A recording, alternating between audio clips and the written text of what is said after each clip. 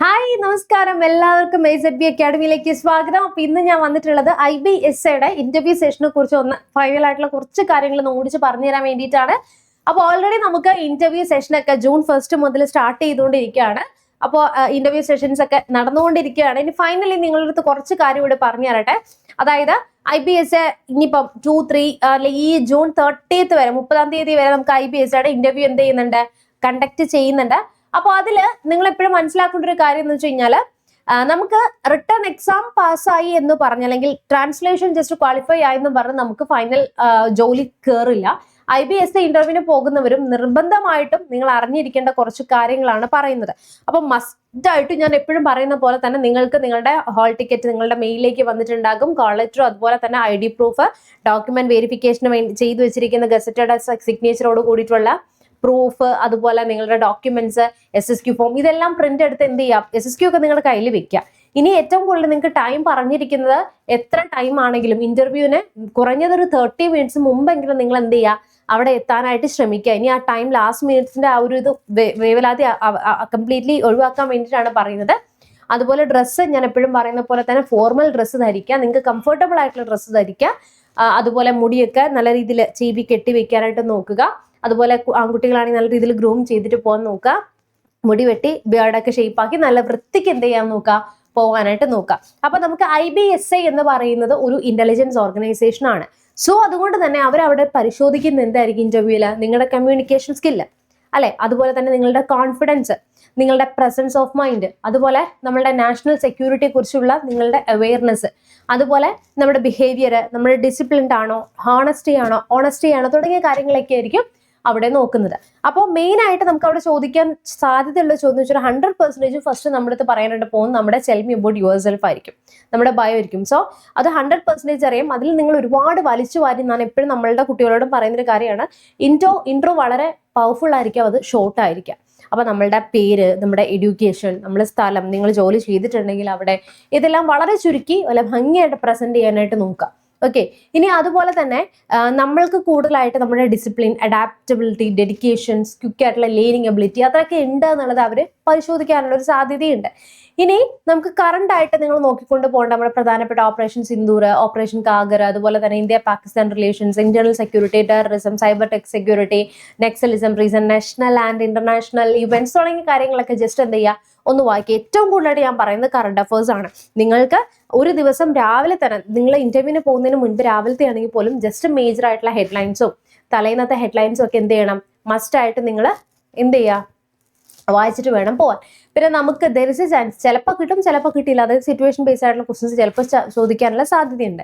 ഇനി ഞാൻ എപ്പോഴും പറയും പോലെ തന്നെ ഇന്റർവ്യൂവിൽ ഇരിക്കുന്ന സമയത്ത് നിങ്ങൾ ഒരിക്കലും ഫേക്ക് ആയിട്ടുള്ള ആൻസേഴ്സ് പറയരുത്. അതായത് നിങ്ങൾ പറഞ്ഞു തുടങ്ങുമ്പോൾ തന്നെ ഇന്റർവ്യൂ ബോർഡ് മനസ്സിലാവും. മെയിനായിട്ട് നമുക്ക് 4 പാനൽസ് ആണ് സാധാരണയായിട്ട് നമുക്ക് ഇന്റർവ്യൂവിന് ഇരിക്കുന്നത്. അപ്പൊ അതിൽ തന്നെ നമുക്ക് IPS ഓഫീസേഴ്സ് അല്ലെങ്കിൽ IB ഓഫീസേഴ്സ് തുടങ്ങിയ ആളുകളൊക്കെ ആയിരിക്കാം നമ്മുടെ മുന്നിൽ വരുന്നത്. CBI ഓഫീസർ ഒക്കെ ആയിരിക്കാം വരുന്നത്. അപ്പോൾ നിങ്ങൾ എന്ത് ഫേക്ക് ആയിട്ട് പറഞ്ഞു കഴിഞ്ഞാൽ അവർക്ക് മനസ്സിലാവും. പിന്നെ ചിലരുടെ കാര്യം ഓവർ കോൺഫിഡൻസ് വേണ്ട, പക്ഷെ കോൺഫിഡൻറ്റ് വേണം. ഓവർ ആയിട്ടുള്ള കോൺഫിഡൻസ് നമുക്ക് തന്നെ പണി കിട്ടും. പിന്നെ എന്തെങ്കിലും കോൺട്രവേഴ്ഷ്യൽ ആയിട്ടൊരു കാര്യം പറയുക, അല്ലെങ്കിൽ ഈ പാനലുമായിട്ട് ആർഗ്യുമെന്റ് ചെയ്യാന്നുള്ളത് വളരെ മോശമായിട്ടുള്ളൊരു കാര്യമാണ്. So you should not argue with the panel. അതുപോലെ തന്നെ നമുക്ക് ഒരു സോഷ്യൽ അല്ലെങ്കിൽ രാഷ്ട്രീയം അല്ലെങ്കിൽ മതപരമായിട്ടുള്ള അഭിപ്രായങ്ങളൊക്കെ പറയാനാണെങ്കിൽ അത് ന്യൂട്രൽ സ്റ്റാൻഡോട് കൂടിയിട്ട് എടുക്കുക. പിന്നെ വേറൊരു കാര്യം അതിൻ്റെ അറിയില്ലെങ്കിൽ എനിക്കിത് അറിയാം എന്നുള്ള രീതിയിൽ അറിയാത്ത കാര്യങ്ങൾ അറിയാമെന്ന് നടിക്കുന്നത് നമ്മൾ ചെയ്യുന്നത് വളരെ മോശമായിട്ടുള്ളൊരു കാര്യം തന്നെയാണ്. പിന്നെ പറയുന്ന കാര്യം, നിങ്ങൾക്ക് ഇപ്പം അറിയില്ല, അപ്പോൾ അവരെത്ര ചോദിച്ചു ചിലപ്പോൾ നമുക്ക് പറയാൻ പറ്റിയെന്ന് വരില്ല, നമുക്ക് അറിയില്ല. അപ്പോൾ അവർ നിങ്ങൾ ചോദിക്കുമ്പം ഐ ഡോണ്ട് നോ എന്നുള്ള രീതിയിൽ പറയാതെ സോറി മാം അല്ലെങ്കിൽ sorry sir, I am not aware of that at that moment എന്നുള്ള രീതിയിൽ പറഞ്ഞിട്ട് അതൊക്കെ കോൺഫിഡൻസ്, ആത്മവിശ്വാസത്തോട് കൂടിയിട്ട് പറയാം. അത് തെറ്റായിട്ടുള്ള ഉത്തരം പറയുന്നതൊക്കെ നല്ലത് ഇത് തന്നെയാണ്. ഓക്കെ, പിന്നെ ഞാൻ പറയുന്നത് IBSA എന്ന് പറയുന്ന ഒരു ഇന്റർവ്യൂ അല്ലെങ്കിൽ ഒരു നോളജ് ടെസ്റ്റ് അല്ല, നമ്മുടെ പേഴ്സണാലിറ്റി, നമ്മുടെ ബിഹേവിയർ, നമ്മുടെ കോൺഫിഡൻസ് ടെസ്റ്റാണ്. അപ്പോൾ പേഴ്സണാലിറ്റിയോടൊപ്പം തന്നെ നിങ്ങൾ ശ്രദ്ധിക്കുക, അതായത് ഇന്റർവ്യൂ പാനലിൽ നിങ്ങൾ നല്ലൊരു ഇന്റലിജൻസ് ഓഫീസറായി വളരാനുള്ള ഒരു പൊട്ടൻഷ്യൽ ഉണ്ട് എന്ന് തോന്നിക്കഴിഞ്ഞാൽ സെലക്ഷനുള്ള സാധ്യത കൂടുതലാണ്. ഓക്കെ, അപ്പൊ നമ്മൾ മനസ്സിൽ എപ്പോഴും ചിന്തിച്ചു വെക്കേണ്ട കാര്യങ്ങൾ എന്താണ്, ഇതൊക്കെ തന്നെയാണ്. അപ്പൊ നമ്മൾ എപ്പോഴും നല്ല രീതിയിൽ എന്ത് ചെയ്യുക, ഹാൻഡിൽ ചെയ്യുക, ഡ്രസ്സിങ് ശ്രദ്ധിക്കുക, ഇരിക്കുമ്പോൾ നമ്മളുടെ പേഴ്സണാലിറ്റി, നമ്മുടെ ബോഡി ലാംഗ്വേജ് തുടങ്ങിയ കാര്യങ്ങളൊക്കെ നിങ്ങൾ കോൺഫിഡൻ്റ് ആയിട്ട് എന്ത് ചെയ്യുക, നല്ല രീതിയിൽ ഹാപ്പി ആയിട്ട് പോയി പ്രസന്റ് ചെയ്യാനായിട്ട് നോക്കുക. ഓക്കെ, ഇനി നിങ്ങൾക്ക് എന്തെങ്കിലും നമുക്ക് മീഡിയം ഓഫ് ലാംഗ്വേജ് നമുക്ക് മലയാളം ഇംഗ്ലീഷാണ്. ACA ആണെങ്കിൽ നമുക്ക് ഇംഗ്ലീഷ് ആയിരുന്നു പോകുന്നത്. SAക്ക് നമുക്ക് ഇംഗ്ലീഷും മലയാളം കൂടെ കൂടിയിട്ടാണ് എന്ത് ചെയ്യുന്നത്, അവർ ചോദിക്കുന്നത് ലാംഗ്വേജ് ക്വസ്റ്റ്യൻസ് ഒക്കെ വരുന്നത്. ഇനി അതുപോലെ തന്നെ നിങ്ങൾക്ക് ഡീറ്റെയിൽ ആയിട്ടുള്ള കാര്യങ്ങൾ IBSAയുടെ ഇന്റർവ്യൂവിന് പോകുമ്പോൾ കൊണ്ടുപോകേണ്ട കാര്യങ്ങൾ, അതെല്ലാം ഫൈനലായിട്ട് നിങ്ങളുടെ ഡോക്യുമെന്റ്സ്, നിങ്ങളുടെ SSQ ഫോം, അതുപോലെ നിങ്ങൾ അപ്ലൈ ചെയ്യുന്ന സമയത്ത് ഏതൊക്കെ സർട്ടിഫിക്കറ്റ്സ് ആണ് വെച്ചിരിക്കുന്നത്, യെസ് എന്ന് പറഞ്ഞ് കൊടുത്തിട്ടില്ലേ, അതിലെല്ലാം സർട്ടിഫിക്കറ്റ് എന്ത് ചെയ്യണം, നിങ്ങളുടെ കയ്യിൽ ഉണ്ടായിരിക്കണം കേട്ടോ. ഓക്കെ, അപ്പൊ ഈ കാര്യങ്ങളെല്ലാം ക്ലിയർ ആയല്ലോ. IBSA നമ്മൾ പറയുന്ന പോലെ തന്നെ വളരെ എന്താ പറയുന്നത്, കോൺഫിഡൻ്റ് ആയിട്ട് നിങ്ങൾ അറ്റൻഡ് ചെയ്യുകയാണെങ്കിൽ തീർച്ചയായിട്ടും നിങ്ങൾക്ക് ആ ഒരു എന്താണ് എക്സാം ക്ലിയർ ചെയ്യാൻ നിങ്ങളുടെ പേഴ്സണാലിറ്റി തന്നെ കൂളായിട്ട് പോയി പറയുക, കറണ്ട് ആയിട്ടുള്ള കാര്യങ്ങൾ വായിക്കുക. അപ്പോൾ ഒരു കാര്യം കൂടി നിങ്ങളുടെ അടുത്ത് പറയാണ്, IBSAക്ക് ഓൾറെഡി നമ്മൾ Tier 1 തൊട്ട് നമ്മുടെ സ്റ്റുഡൻസ് നമ്മൾ കൂടെയുണ്ട്.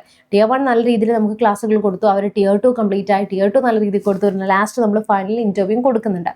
അപ്പോൾ ഇന്റർവ്യൂവിന് ഇപ്പം നമുക്കിനി 15th ശേഷമുള്ള ഒരു മോക്കാണ് നമുക്ക് എടുക്കാനായിട്ട് പറ്റുള്ളൂ. ബിക്കോസ് ഓൾറെഡി നമുക്ക് സ്റ്റുഡൻസ് ഉണ്ട്. അപ്പോൾ അവരുടെ 3 മോക്ക് നമ്മൾ പോയി അവരുടെ ക്ലാസ്സസ് പോയിക്കൊണ്ടിരിക്കുകയാണ്. ഇൻഡിവിജ്വൽ മോക്ക് ഇതൊക്കെ ഒരു ഇൻഡിവിജ്വൽ കൊടുക്കേണ്ടത് നമുക്ക്. അപ്പോൾ സ്റ്റുഡൻസ് ഉള്ളത് കൊണ്ട് തന്നെ ഇനി 15th ശേഷമുള്ള 15 to 30 വരെയുള്ള കുട്ടികൾക്കാണ് നമ്മളിനി മോക്ക് പോകുന്നത്.